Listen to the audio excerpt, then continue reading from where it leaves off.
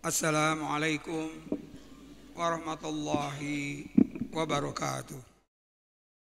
Alhamdulillah, alhamdulillahilladzi arsala rasulahu bil huda wa dinil haq liyudhhirahu 'alad dini kullih wa kafa billahi syahida.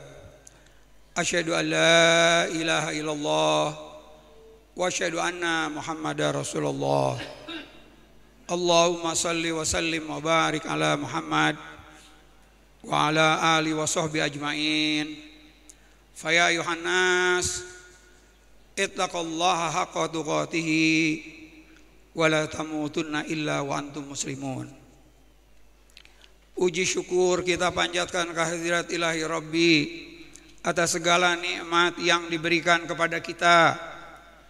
Nikmat iman, nikmat Islam, nikmat kesehatan, nikmat waktu luang, nikmat keberkahan rezeki, dan nikmat-nikmat lain yang cukup banyak yang tidak bisa kita hitung satu persatu.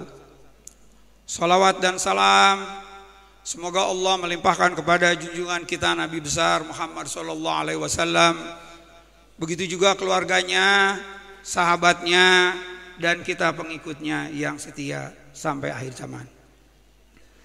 Pada kesempatan khutbah kali ini, tanggal 9 Rabiul Awal 1438,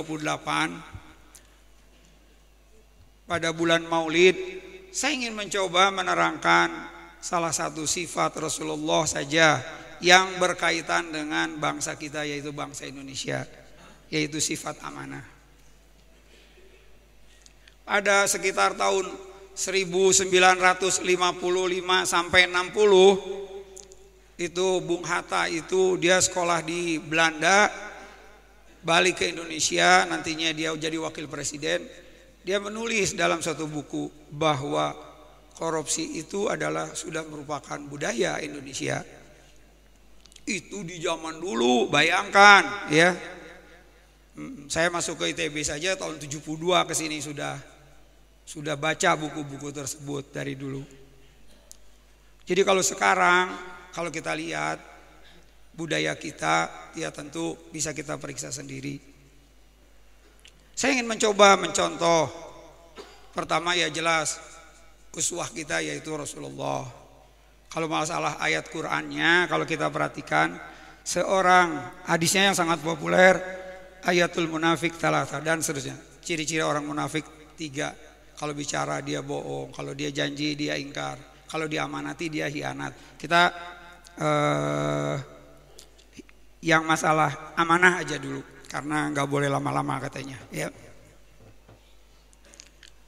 Jadi kalau kita lihat masalah amanah saja, kita ambil contoh Rasulullah sebelum dia jadi Rasul, kalau jadi dai itu insya Allah lah bisa kita baca, kita pelajari. Tapi melaksanakan sifat-sifat Rasulullah itu bukan sesuatu yang gampang. Orang-orang seperti saya ini dakwah di situ bukan sesuatu yang gampang. Yang beratnya itu adalah sifat amanah.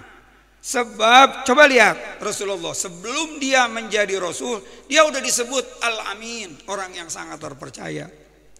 Itu penduduk Mekah yang ngasih gelarnya itu Al-Amin, orang yang sangat dipercaya. Jadi sebelum jadi Rasul, lihat baca di bagaimana waktu Ka'bah mau dipugar, begitu mau ada ribut semua pengen ngambil, istilahnya batu Hajar Aswadnya mau dipindahkan ke tempatnya, ribut semua.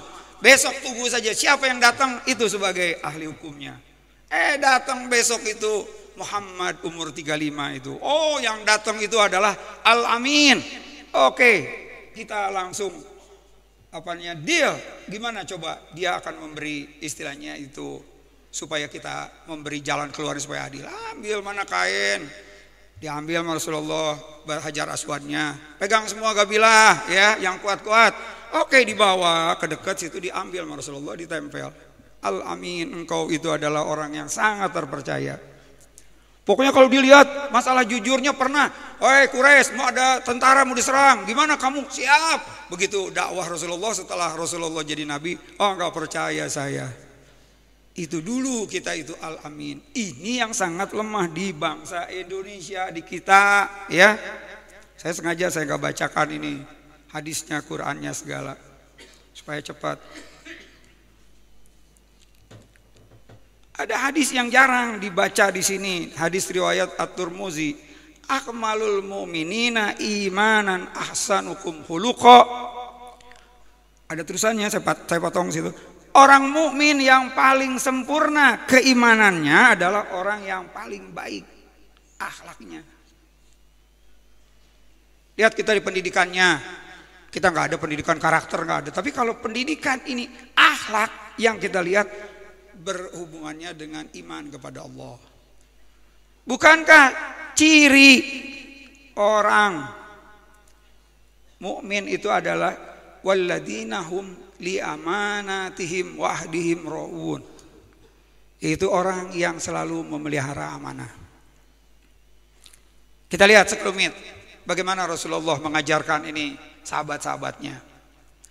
Yang pertama diutus adalah Ibnu Lutaibah. Ibnu Lutaibah ini disuruh ngambil, dia amilin, disuruh ngambil zakat ke beberapa tempat. Beres udah ngambil zakat, dibawa, dikasihkan kepada Rasulullah. Ya Rasulullah, saya udah tugas sebagai amilin, ngambil zakat nih di orang-orang yang Islam semuanya yang mukmin. Ini adalah hasil zakat yang saya ambil. Yang ini ya Rasulullah, ini hadiah oleh orang buat aku. Kalau ini zakat, kalau ini hadiah, aku dikasih hadiah. Maka oleh Rasulullah, saya mau tanya sama kamu ya Ibnu Lutaibah, kalau kamu diam di rumah bapakmu dan ibumu tidak mengerjakan ini, apakah ada orang yang bakal memberi hadiah kepadamu? Tidak ya Rasulullah. Langsung dikumpulin sahabatnya itu ke masjid, langsung ke Masjid Nabawi. Rasulullah langsung ceramah. Siapa-siapa yang menyumputkan hasil zakat, kalau dia berupa kambing, berupa istilahnya onta, berupa sapi, dakar bom nggak ada di Arab, ya, di Madinah. Nanti dia yaumul akhir akan bunyi itu bahwa saya ini dikasih orang buat zakat tapi disumputin, dibelokin. Kan nggak ada yang tahu, tapi Allah itu kan tahu. Jadi kalau kita memang, kita udah lihat cok yang pengumpul pajak di kita, jangan mau masuk ke daerah situ kalau kita keimanannya nggak kuat. Jangan masuk ke DPR kalau keimanannya nggak kuat. Jangan, mau ngapain? Karena Rasulullah juga pernah menegur seorang sahabat, kamu jangan lemah, nantinya kamu repot gitu. Jangan masuk. Jangan masuk ke situ. Kalau udah berkeliaran uang miliaran, triliunan, nanti kita nggak kuat. Kita kuat, setan yang ngeganggu, istri kita diganggu, anak kita diganggu, nanti nggak kuat. Tapi kalau kita udah istilahnya ada dua pilihan, saya akan memilih ini. Kalau kamu sebagai istri itu silakan, silakan Anda pergi dari sini. Saya akan memilih jalan Allah nanti sama yaumul akhir. Harus begitu. Sekarang yang kedua, dia pemungut pajak ke orang Yahudi. Namanya adalah Abdullah bin Rawahah. Dia diutus ke Khaybar. Kan Yahudi dari waktu Rasulullah masuk ke Madinah, Khaybar itu perkebunan korma yang top. Baca sejarah. Datang yang diutus siapa? Abdullah bin Rawahah. Orang yang gak doyan duit, orang yang gak doyan dirham dinar, orang yang ahli ibadah. Ya Rasulullah, saya masa disuruh ini? Tidak, so kamu pergi. Dia ahli ibadah, tapi asisten-asistennya itu orang-orang top, ahli pertanahan. Ini harus jadi contoh buat kita. Pemimpinnya dia, pekerja-pekerjanya orang-orang top tadi. Geodesi, geologi, akuntan. Datang bareng. Datang ke Khaybar. Udah ditunggu sama orang Yahudi. Langsung apa kata orang Yahudi? Ya orang Yahudi sebelumnya mengumpulkan emas dari istri-istrinya dikumpulin. Ini kan orang miskin. Sama duit ini, sama dinar dirham, sama emas. Oke nih, demen ini pasti ini, ya. Kumpulkan istri-istrinya, mana emas-emasnya kumpulkan. Datang dia ke Khaybar langsung. Ya Abdullah bin Rawahah, taksirlah pajak kami, jizah kami itu secara baik. Dan ini adalah buat engkau. Langsung ngamuk dia Abdullah bin Rawahah. Yahudi, aku itu sebenarnya orang yang paling gak suka sama bangsa kamu. Tapi di dalam menaksir ini aku akan berbuat seadil mungkin. Karena aku diajarkan oleh Rasulullah, i'dilu huwa aqrabul littaqwa. Berlaku adil karena mendekati ketakwaan. Orang yang paling mulia itu orang yang paling takwa. Dan masalah emas yang kamu berikan ini zahab, ini di kami disebutnya hadiah, ini riswah. Saya tidak makan barang riswah, barang suap itu saya nggak makan. Langsung apa kata Yahudi? Ini perlu dicatat. Kan banyak orang sekarang itu, sekelompok kecil di Indonesia itu adalah memakai gaya Yahudi yang mempengaruhi kebijakan-kebijakan kita. Ini saya sudah amati dari tahun 72. Langsung apa kata orang? Dengan sifat ini Yahudi yang ngomong nih, bukan Allah. Dengan sifat inilah langit dan bumi dapat tegak berdiri. Kalau ada orang dia dikasih duit, dikasih emas, dikasih apa, nggak mau, langit dan bumi itu dia pasti akan berdiri. Gak mungkin ada orang bergerak istilahnya gak dikasih duit, tapi dengan iman dia mau, karena setiap langkah dihitung sebagai amal soleh. Ini baru 2 ya.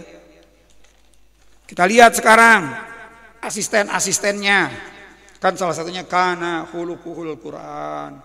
Akhlak Rasulullah itu Quran. Apa kata Quran dia kerjakan? Enggak gitu juga. Kita kan baca Quran, malah banyak yang hafiz. Kita kurangnya tadabbur Quran, memperhatikan Quran. Tapi pas dikasih duit, kita goyah. Lihat coba Ustadz, Kiai, lihat coba. Departemen apa dari zaman dulu yang paling banyak riswah? Kita kan tahu departemen yang banyak kiai-kiainya. Kedua, departemen apa lagi? Departemen yang banyak pendidik-pendidiknya. 2 kelompok ini yang akan mendidik bangsa dengan benar. Ceritanya udah suka makan riswah, ya jelas anak buahnya juga kalau tidak dapat hidayah dari Allah karena keimanannya.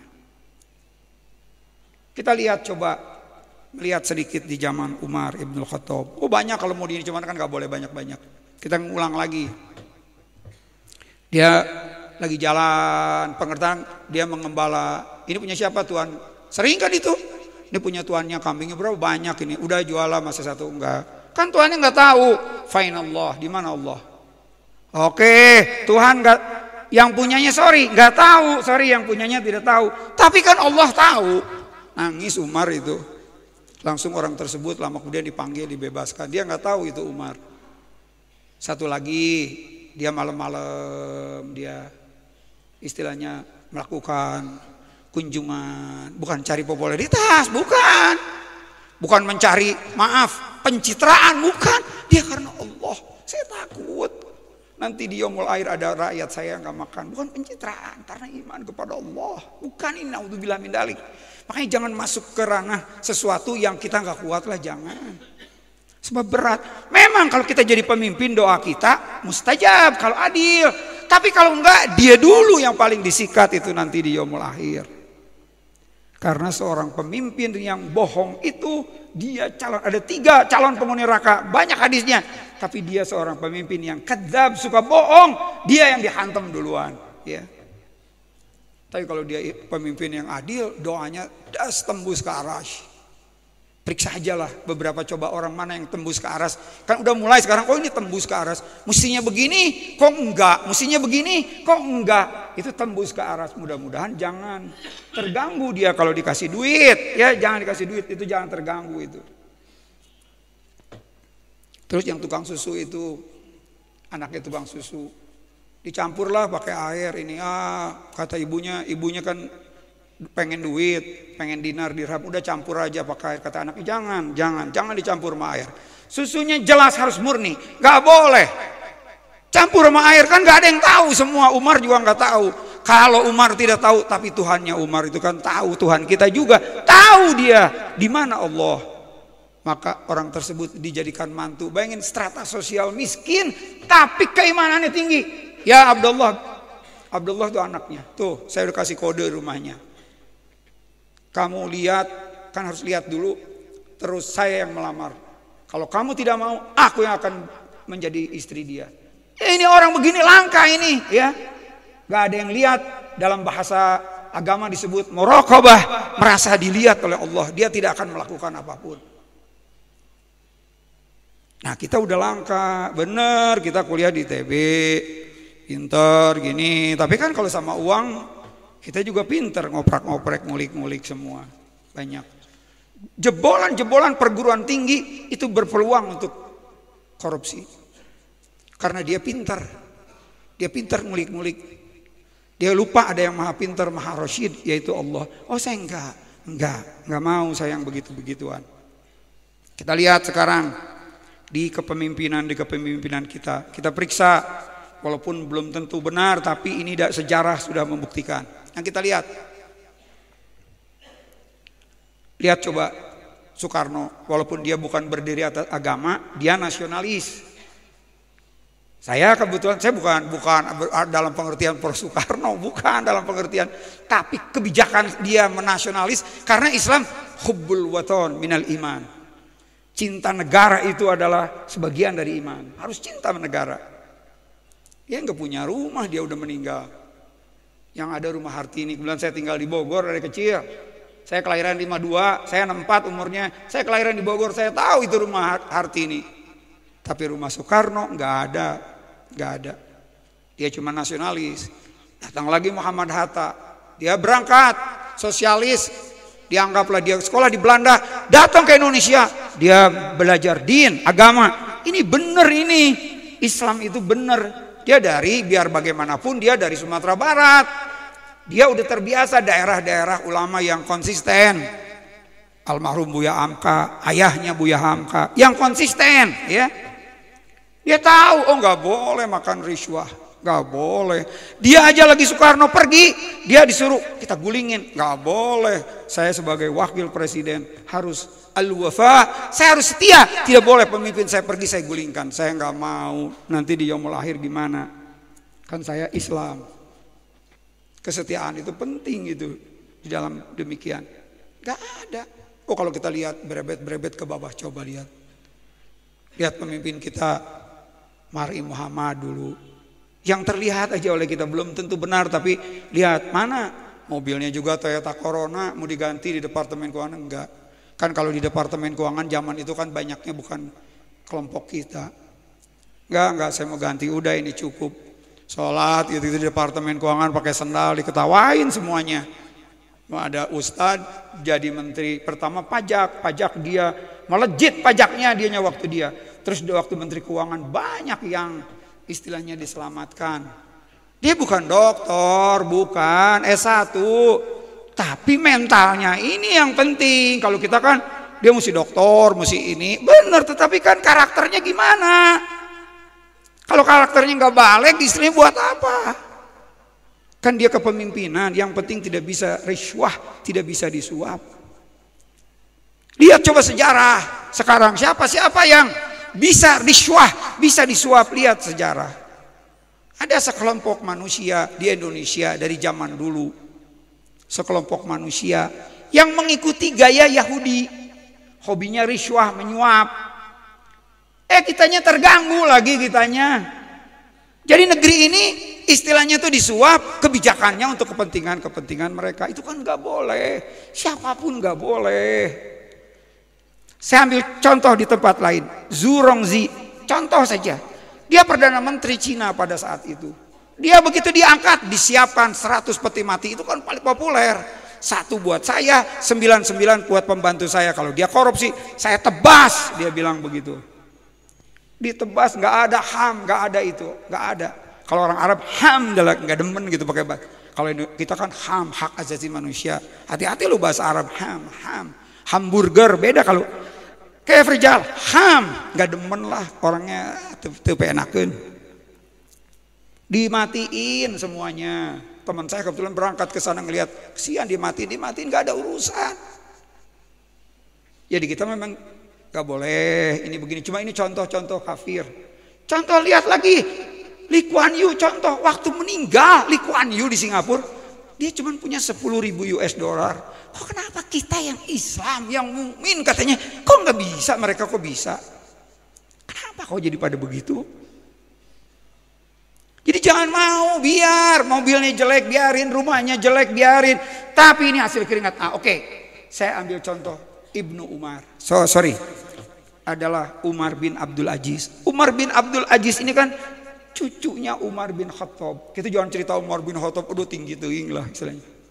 Umar bin Abdul Aziz itu jadi khalifah. Pertama-tama dia lihat hasil orang tuanya ini kaya, dia kaya. Pertama-tama seluruh uangnya itu, harta kekayaan dia itu dia kasihkan, masukkan ke Baitul Mal. Kecuali yang benar-benar ini adalah punya saya, dikasihkan ke Baitul Mal. Kenapa ya?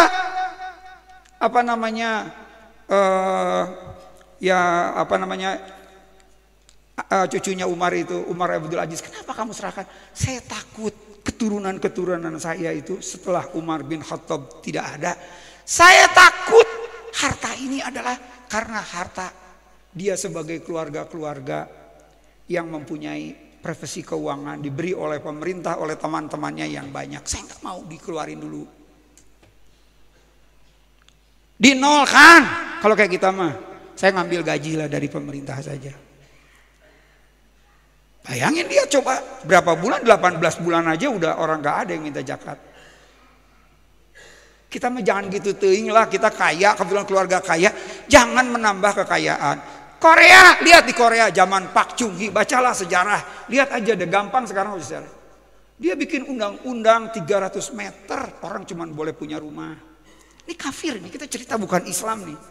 Kok kenapa kita orang-orang yang teguh pendirian ceritanya yang bolak-balik ke masjid, baca Quran, puasa Senin Kemis, sholat malam, duha sholat, jebolan-jebolan perguruan tinggi yang terbaik. Kok kenapa begitu kita mau menjadi pemimpin kok goyang kita itu nerima?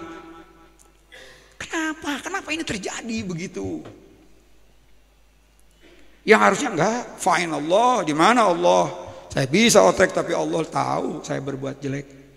Nah ini kalau dijabarkan sifat amanah, ini kunci sebetulnya.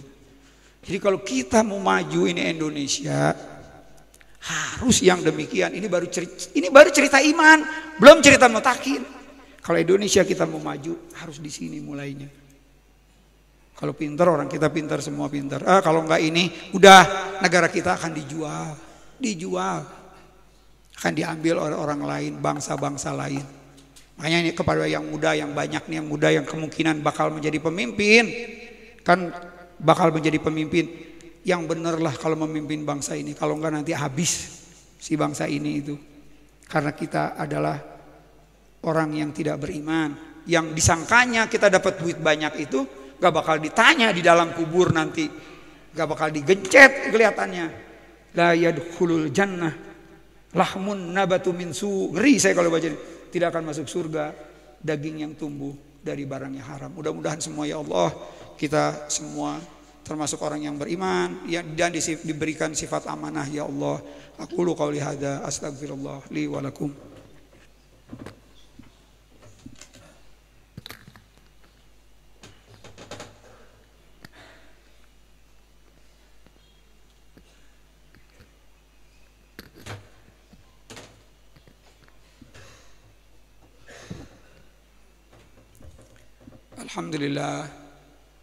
Alhamdulillahilladzi hadana li hadza wa ma kunna linahtadiya laula an hadana Allah. Asyhadu an la ilaha illallah wahdahu la syarikalah wa asyhadu anna Muhammadan abduhu wa rasuluh.